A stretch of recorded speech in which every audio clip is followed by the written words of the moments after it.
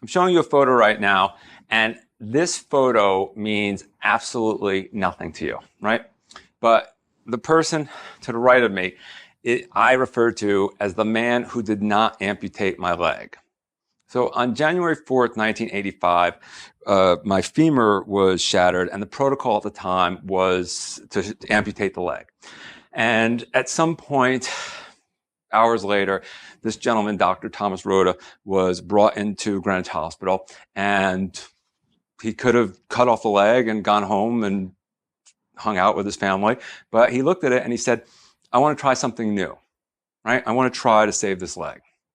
So they put me in traction, and there was a couple of operations, and they replaced everything with this Zickel nail apparatus.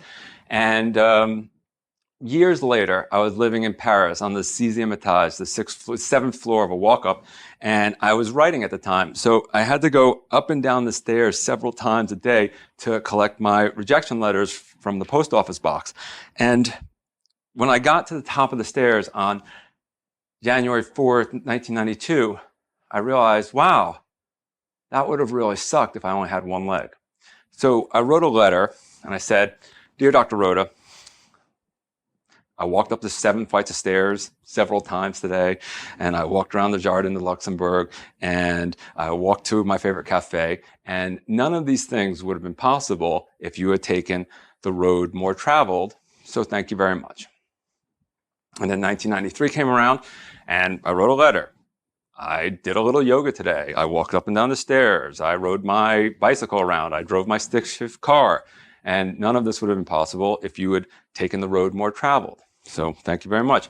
And after 25 years, I was going back to Connecticut for my high school reunion. And I called them up and I said, I'd like to take you to breakfast. And if you ever need to meet your maker, meet the guy who didn't amputate your leg.